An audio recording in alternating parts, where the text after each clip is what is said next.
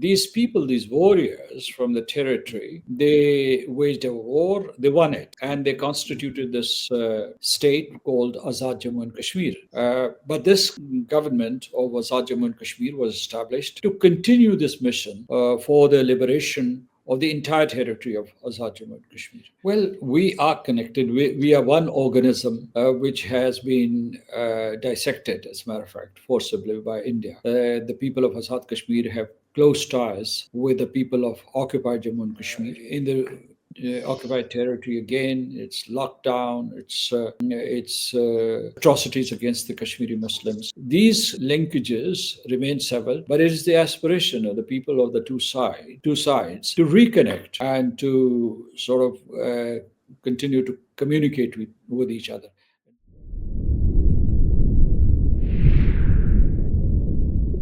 Welcome to the FloodGate podcast, a vital space for critical conversations brought to you by the Palestine Chronicle. Co-hosting this special podcast with me is Abdulla Moaswes, a researcher, educator, and translator. His doctoral research outlines and examines the interconnections between Israeli and Indian colonial rule in Palestine and Kashmir. Before we start, we ask you to please support our work by subscribing to our YouTube channel. Our special guest for this podcast is His Excellency Masood Khan, former president of Azad Jammu and Kashmir and former ambassador of Pakistan to the US, China, and the United Nations. President Masood Khan assumed his new position as president of the Millennium Universal College Higher Education Group on October 7, 2024, and president of the Millennium Institute of Technology on November 14, 2024.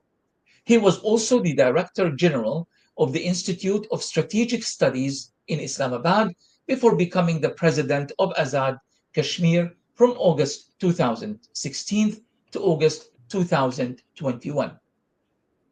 Your Excellency, first of all, thank you very much for taking the time from your busy schedule to talk to us. It's a pleasure to talk to you.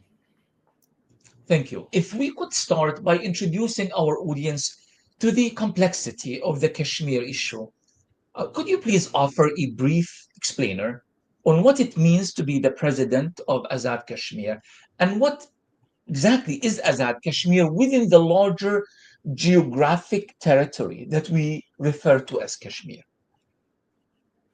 Well, thank you so much for asking this question. To answer this question, we'll have to go back in history.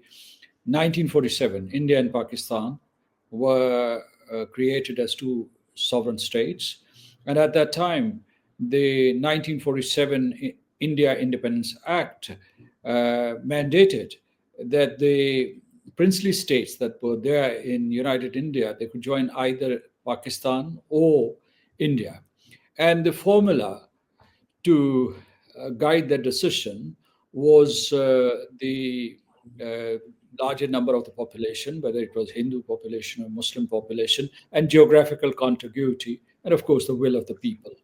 Now, in 1947, this territory called Jammu and Kashmir was ruled by a Maharaja, and he was an autocrat, a sovereign. So he was inclined towards India. And he preferred accession to India. But the population rebelled because they wanted to join Pakistan.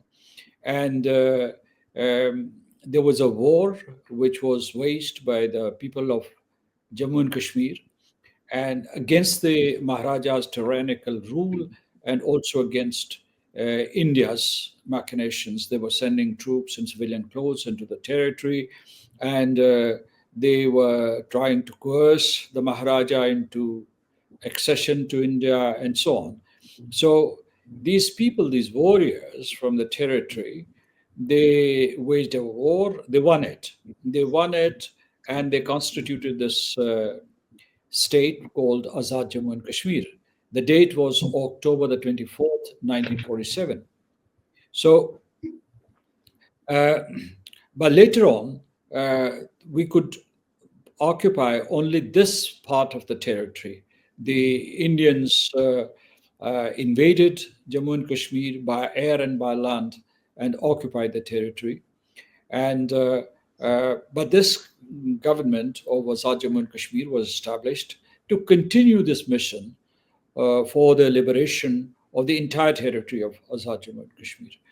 And then India took this matter to the Security Council, and in the Security Council, a unanimous decision was taken to hold a plebiscite under the auspices of the United Nations. Pakistan agreed, India sabotaged it or walked away from it under different pretexts. So, Azad Kashmir, when it was created, it had a president. Now I'm talking about its present constitutional mechanisms. It has a president and it has a prime minister. It has a bicameral legislature. You have the upper chamber, you have the lower chamber, you have two-tiered judiciary, you have the Supreme Court, and you have the High Court. So it has all the trappings of a state, of a sovereign state, but defense of the state of Azad Jammu and Kashmir and the other matters like United Nations, for instance, or foreign policy issues, they have been assigned to the government of Pakistan because government of Pakistan is a sovereign state and it has a seat in the United Nations. And of course, you have Pakistani currency in Azad Jammu and Kashmir. Otherwise, Azad Jammu and Kashmir is quite autonomous. The second part of Azad Jammu and Kashmir, which is autonomous, it is called Gilgit-Baltistan.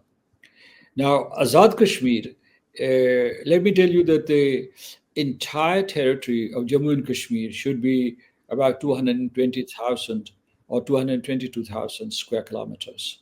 And Azad Kashmir is 5,000 miles or 13,000 square kilometers, and Gilgit-Baltistan should be around 72,000 square kilometers. Let me add to that Aksai Chin, which is also part of the Jammu and Kashmir state, part of it is with China. So there are three states which have chunks of Jammu and Kashmir territory. The total population of Jammu and Kashmir combined, I mean, Gilgit-Baltistan, Azad Kashmir, also Ladakh, Jammu and Kashmir, I mean, the occupied Ladakh, Jammu and Kashmir, the total population, all told, should be 20 million. Have I answered your Thank question? you for that. Thank you. Yes, Thank you very so much much. so. Thank you. Thank you, Your Excellency. And in fact, your answer actually already answered many of the questions that I was going to follow up with. But a question that I guess I can follow up with is to ask, what is the relationship like between Azad Kashmir and, of course, the Indian occupied side of Kashmir? And how deeply connected are the politics within them? Well, we are connected. We are one organism which has been dissected, as a matter of fact, forcibly by India. The people of Azad Kashmir have close ties with the people of occupied Jammu and Kashmir. And moreover, over the decades, many people, many Kashmir from the Indian occupied territory have migrated to Muzaffarabad or to Azad Kashmir and to Pakistan, different parts of Pakistan.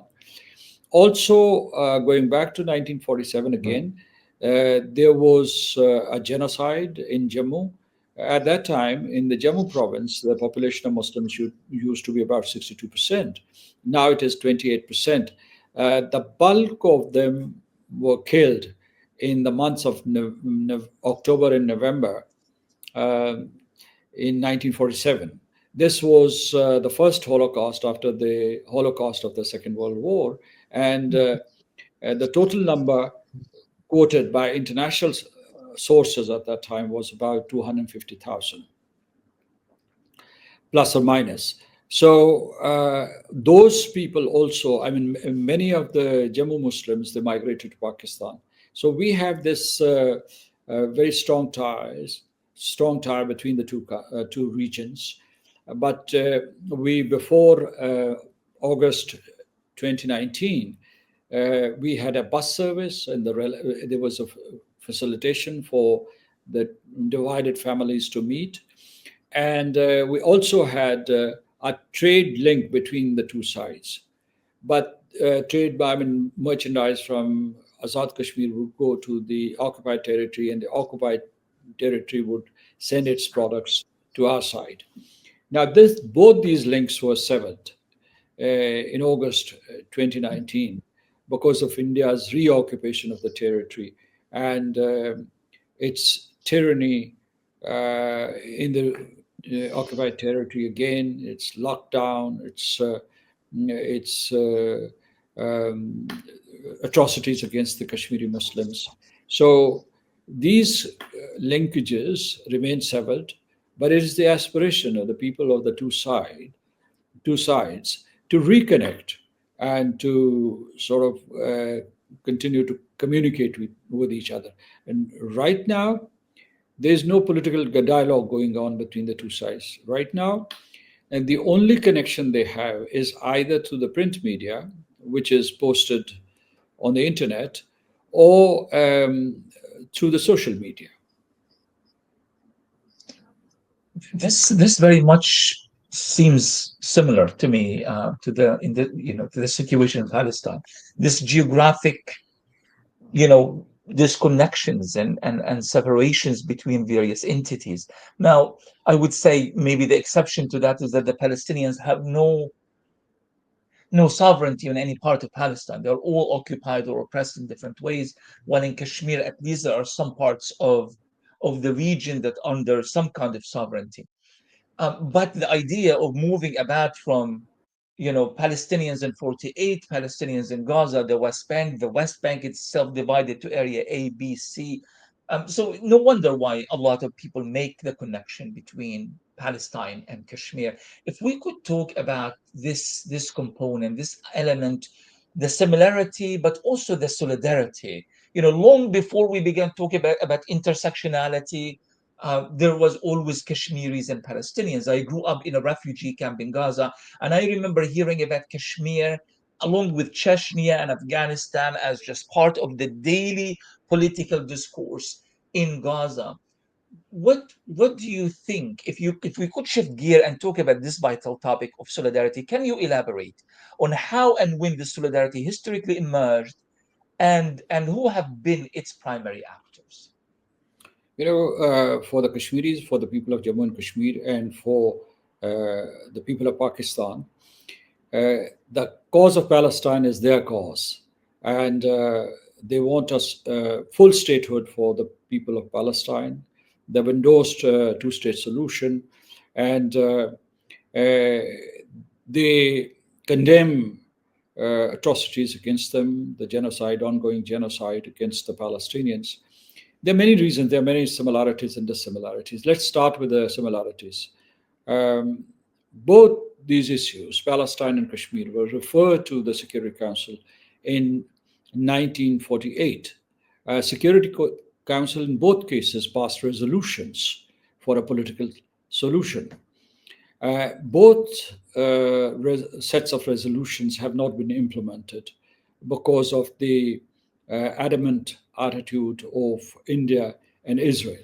So these are the similarities, and there's been suffering. I mean, people talk about the genocide in Gaza, which is condemnable, and it is being condemned around the world. And people are talking about war crimes and crimes against humanity and genocide. But as I illustrated, a genocide in Jammu and Kashmir took place as early as 1947, and people were forced to migrate, like it was Kashmiri's Nakaba. So this is another similarity.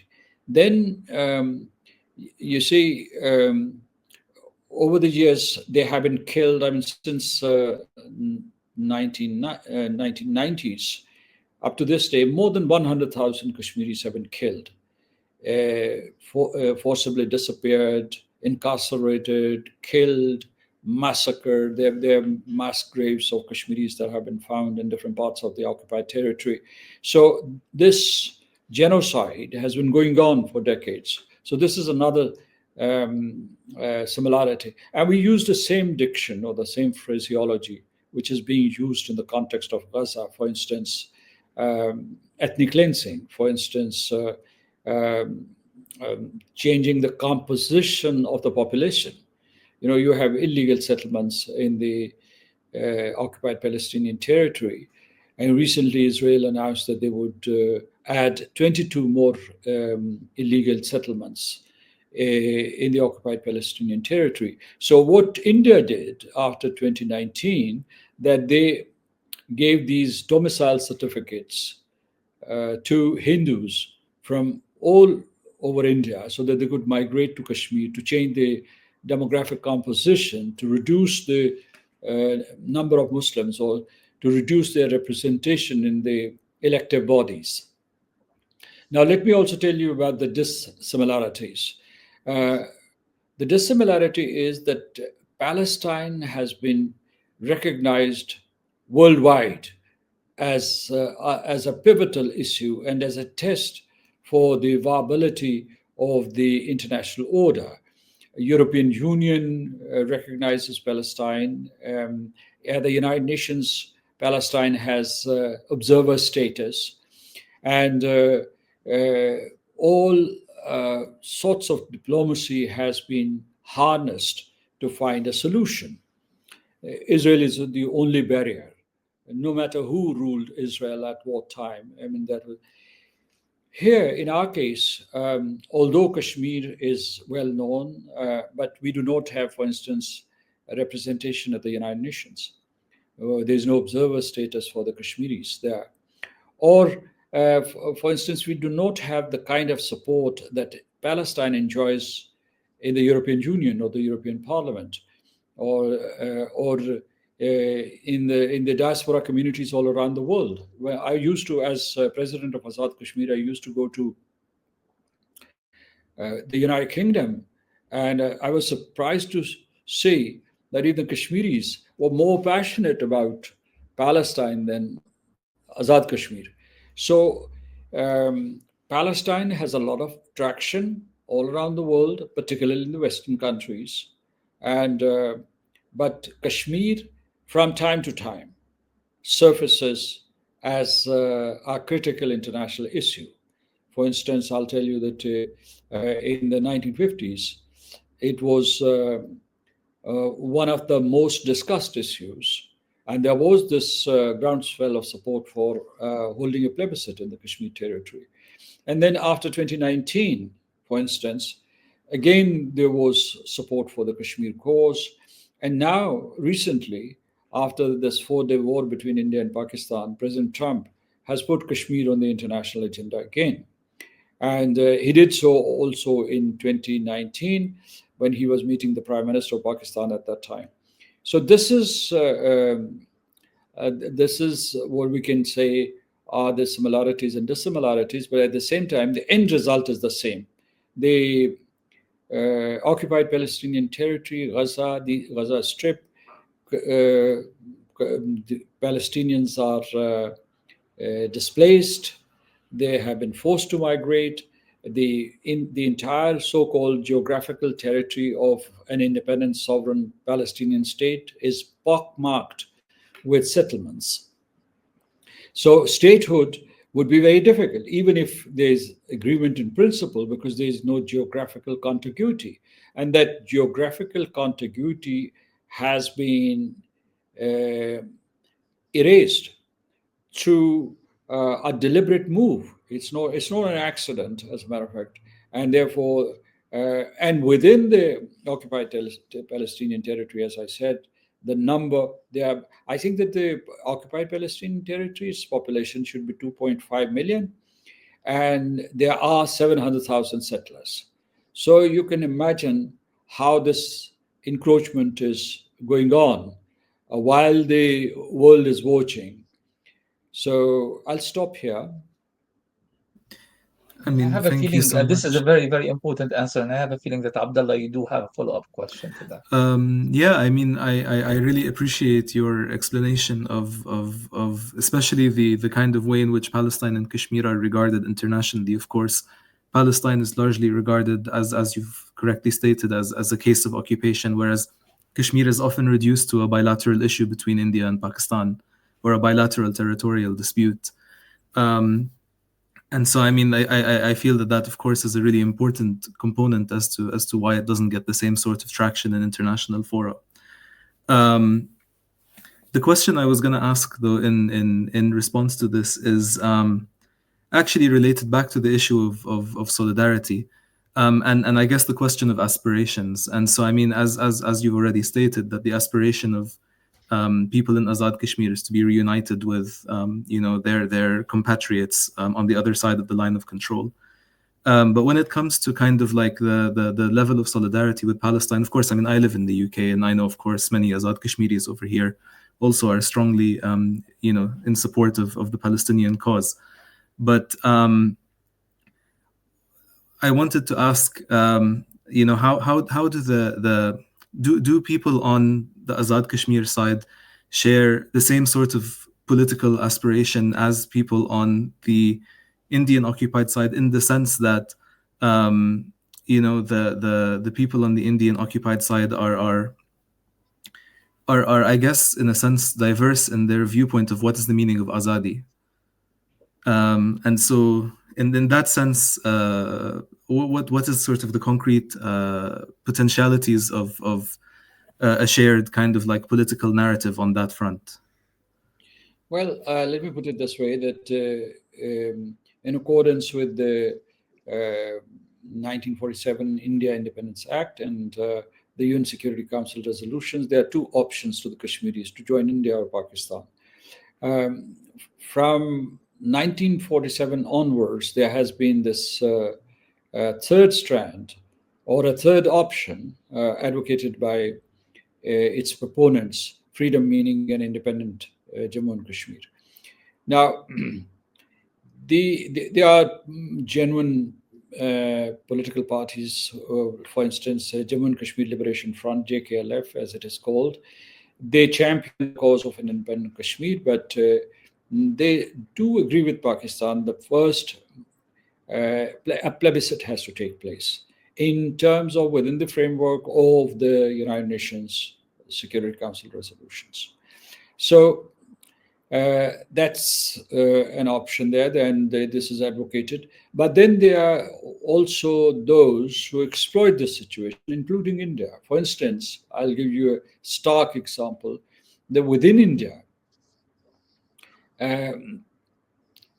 the concept of an independent Kashmir is treated as treasonous, punishable by death, right? But when it comes to Azad Kashmir, through their proxies, they would like to encourage people to talk about an independent Kashmir. Why? Because they want to dilute or divide the pro-Pakistan constituency. And you must have seen its manifestations abroad amongst the diaspora. So I think that Yes, certainly. yes, yes. So that's why I was very candid with you. And but I believe that within the Valley of Kashmir, despite all the atrocities committed against them, there is a significant pro-Pakistan component there. I'm talking about the Valley of Kashmir. If they didn't have that aspiration, the issue of Kashmir would have been wrapped up long ago. And so let's see. The problem is not, in fact, once Yassin Malik was asked that they are advocating an independent Kashmir, whereas there are pro accession political parties and forces within the Indian occupied Jammu and Kashmir, and there are pro Indian lobbies also. The ones who have been given positions inside Kashmir or in the capital or the Lok Sabha or Rajya Sabha, or in different political structures.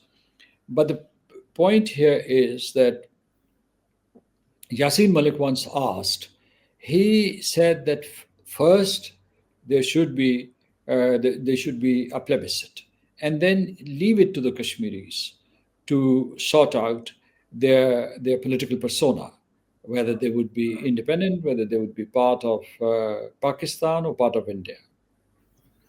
Thank you so much. And I think just for the benefit of our listeners who may not be aware, I'll just interject quickly to say that Yassin Malik, of course, is the leader of the JKLF, who is currently sitting in prison in India and has Yes, been if for a good while now. I may add that Sayyid Gilani, I mean the leader, the revered leader of Kashmiris, who passed away in 2021, he was a pro-Pakistan leader, very strong leader, and his slogan used to be uh, "We are Pakistanis." I mean, by "we" he meant Kashmiris, and the second sentence used to be um, "Pakistan is ours."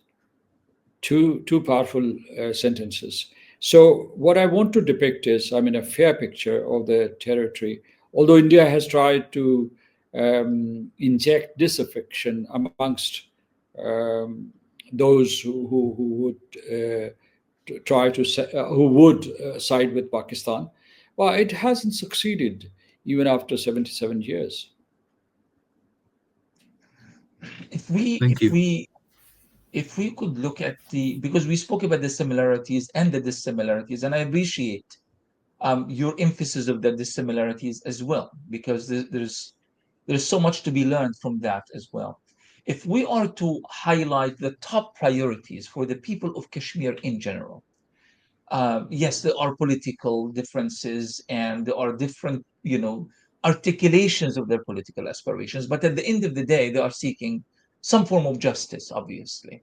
What would be, and for you also as a president, as a diplomat, a top diplomat at that, and also a well-respected academic or intellectual, what do you think are the priorities that unify the people of Kashmir? Do they want accountability for the various crimes, including the crime of genocide? And what are they doing to achieve that? Or they are more focused on some kind of a political solution at the moment? There are many pathways available. I mean, Pakistan is ready for plebiscite.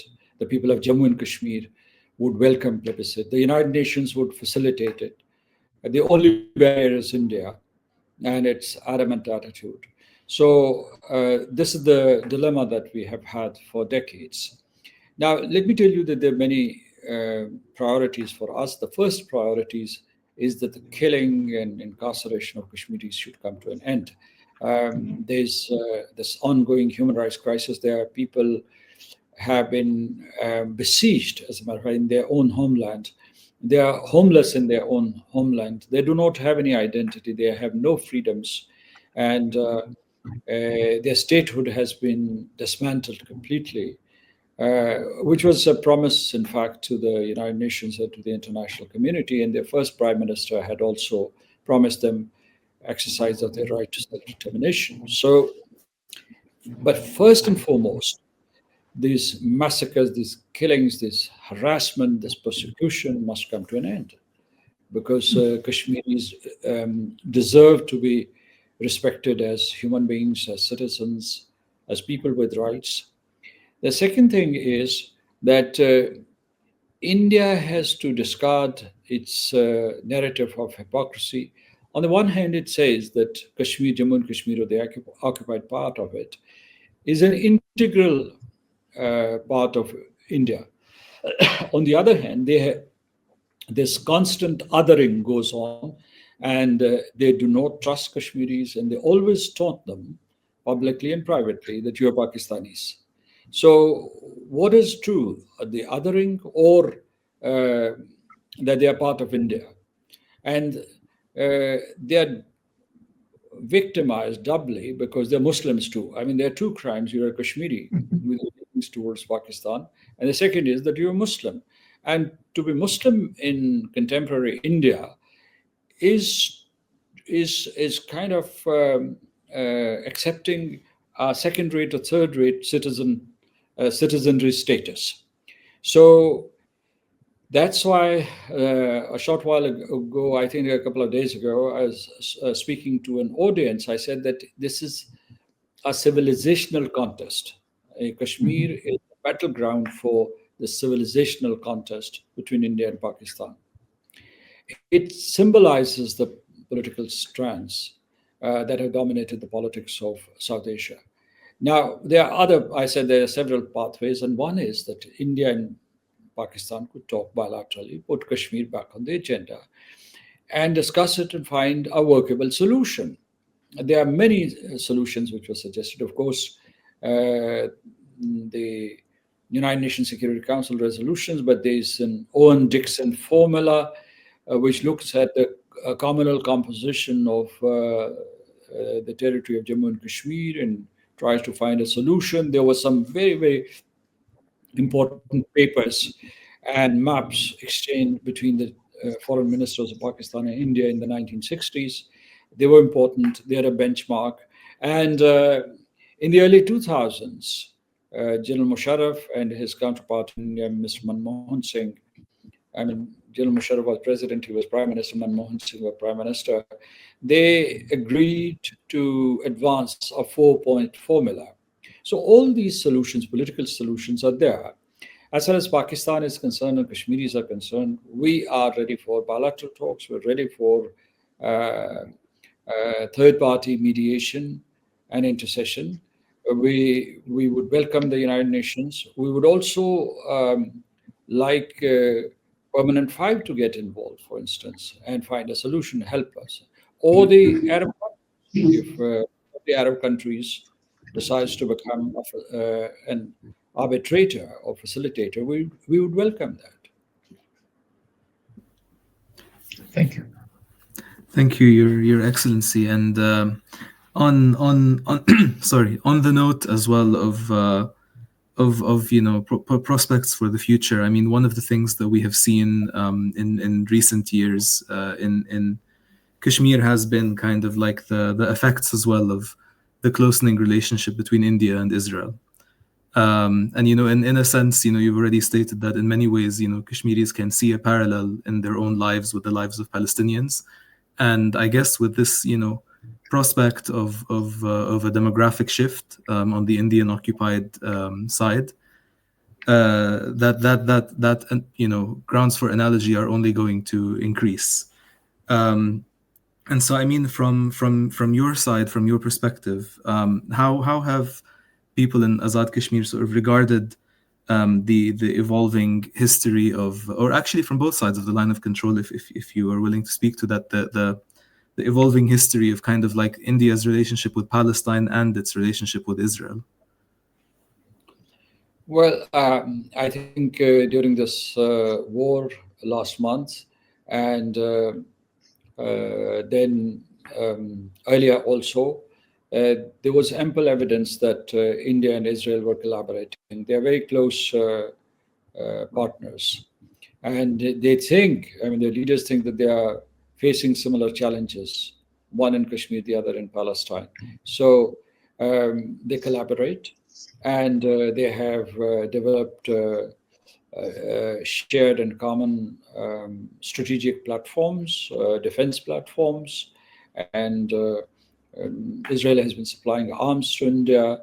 India has been learning strategic and tactical ways to face the challenge in Kashmir. And during the war and before the war, after the war, there has been reporting from international media that there was active collaboration between Israel and India. I do not have any incontrovertible evidence to substantiate that, but the only piece of evidence that we had that India attacked Pakistan with these Israeli drones called Hazog, and they came here in big numbers. So yes, I think that, and Pakistan, as you know, doesn't have any diplomatic relations with Israel. Many Muslim countries have diplomatic relations with Israel. So that's the reality. I think that I would like to point out that, as I said, that Kashmir and Palestine are similar and dissimilar. So at the same time, so I think that if they think that they would succeed in um, promoting a similar approach and triumph, be victorious, then I think they're mistaken. So, not because of the similarity between Kashmir and Palestine, but also because of the stakes involved. I mean, Kashmir is also different in a sense I didn't point out. That India and Pakistan are contiguous, next door neighbors, and both are nuclear weapon states. So, if the war between the two countries escalates above a certain level, it can go nuclear anytime, triggering an Armageddon, a devastating war, leading to a nuclear winter that would lead to uh, crops being destroyed, health emergencies, multiply COVID-19 by 1,000, and that would you would have that kind of situation. But Palestine, let me also tell you that Palestine is a testing ground for the viability and sustainability of the international order that was cobbled together after the Second World War. And so it was fraying on the edges, but now its very core has been attacked. And the very edifice of international law, human rights, humanitarian laws, Fourth Geneva Convention, additional protocol, uh, they have been discarded, they've been abandoned. So there's a vacuum as far as international order is concerned. This has been uh, highlighted in a stark manner by the massacres and genocide in Palestine. Thank you for that. And you mentioned the issue of relations between various Muslim countries and Israel. I don't need to put you on the spot here, so you can answer the question in any way you find fit. But at various points, and including now, in fact, there has been some talk, some discussion in Pakistan about the prospects of normalization with Israel. Um, you do not speak on behalf of Pakistan, obviously, but what effect do you believe such a move could have on the Kashmiri struggle for self-determination if such a normalization is to take place? How do you feel about it personally, and how does the potential normalization relates to the current political situation within Pakistan itself? Pakistan is one of the few influential Islamic countries which hasn't recognized Israel. They are very important states within the Islamic community, within the Islamic Ummah, who have recognized Israel. And I would also like to add that when you say a two-state solution, indirectly you do recognize Palestine's existence.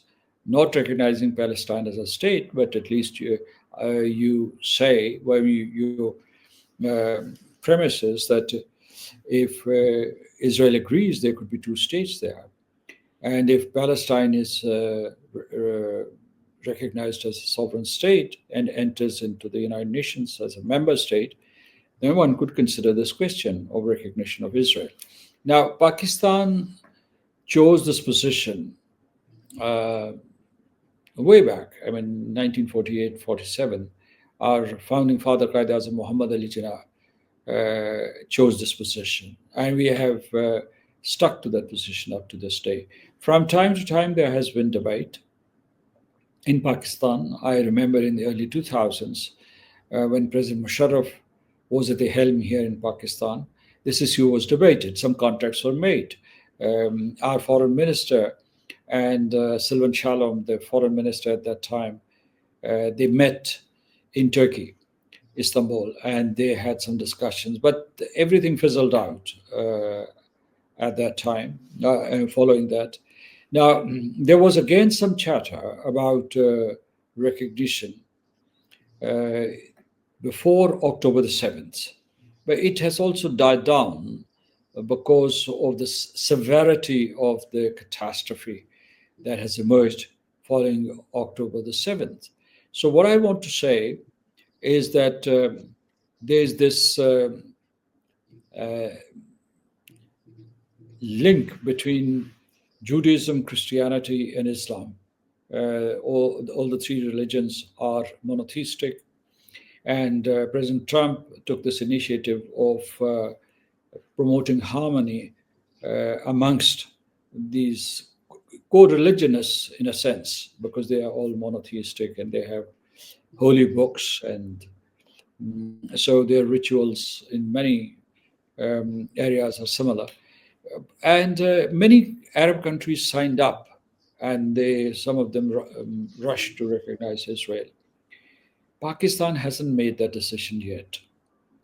Well, that decision has been made difficult by the developments that took place after October the 7th. But I think that this has been on the agenda for a while. It has been in the, not so much in public discussion, but in private conversations.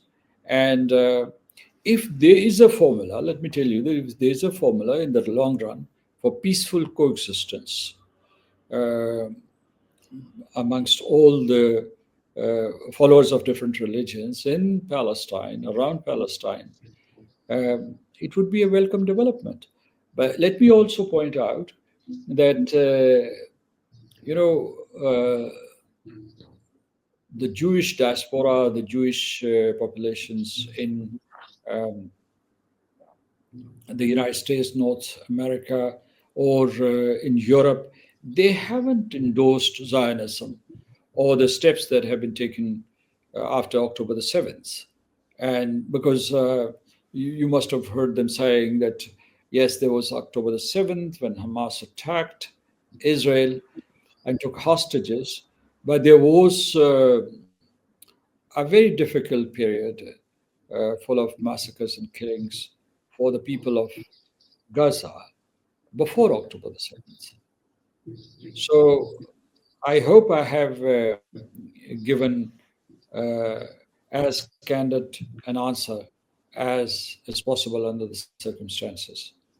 No, I'm glad. I'm glad that you were candid about it. Especially that, I mean, we see countries in South America severing ties with Israel, while there is this growing willingness, unfortunately, among Arabs and Muslims to normalize with Israel and to keep the conversation at least happening regarding this kind of normalization when Palestinians are actually being actively exterminated. But it seems that this is like the overall political mode in the Middle East at the moment, despite of everything. Abdullah, do you have one final question? I know we exceeded our allocated time. Um, no, I don't think so. Um, Perhaps maybe if we could just actually, if we could just slightly sort of on a kind of note we can approach to kind of end our conversation. Talk a little bit about why possibly do you think that, or what reasons do you think are at play for some of the differences in how the international community and the UN has treated the question of Palestine and Kashmir? There is obviously, as you've stated, a large deficit of awareness of the situation in Kashmir. Um, and I mean, it would be, I think, very beneficial just to gain a few insights as to why that may be the case, and also, in your view, what can be done to address that, even at the level of grassroots or broader kind of civil society solidarities. Well, I would say that Kashmir is a very well known issue around the world, around the globe, and it's pushed to the back burner from time to time. And then it erupts suddenly, and everybody becomes attentive and concerned. But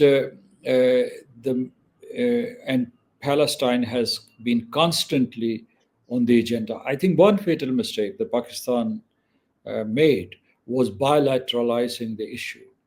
At some point, we agreed to have bilateral discussions, and India was not sincere about it. I mean, India was not sincere about the United Nations Security Council resolutions, about bilateral engagement on Kashmir, and so on, because they are not ready to give up an inch of the territory.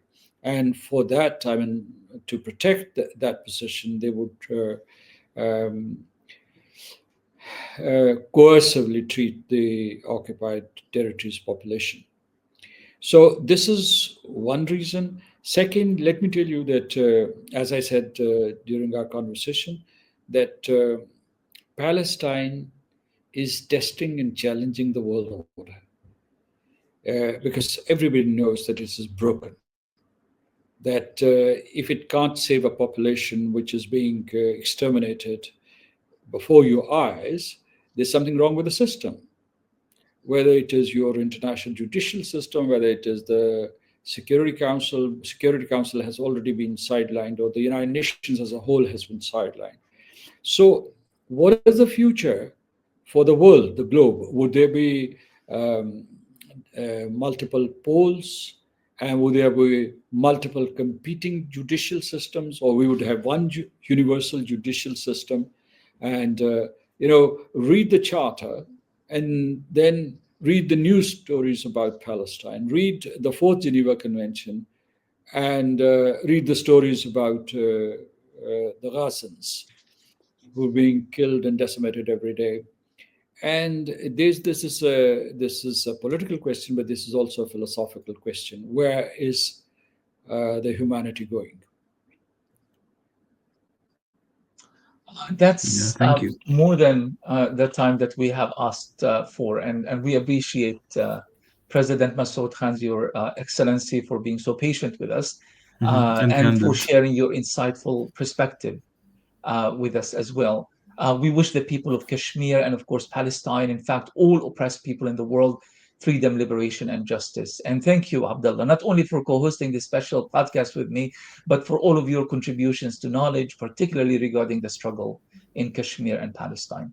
Thank you so much, To Ramzy. Thank you so our much. It has audience, been a pleasure talking to you. thank you for tuning in. As many of you already know, direct engagement is crucial. So please like, share, comment, and follow to support our work. Thank you, President.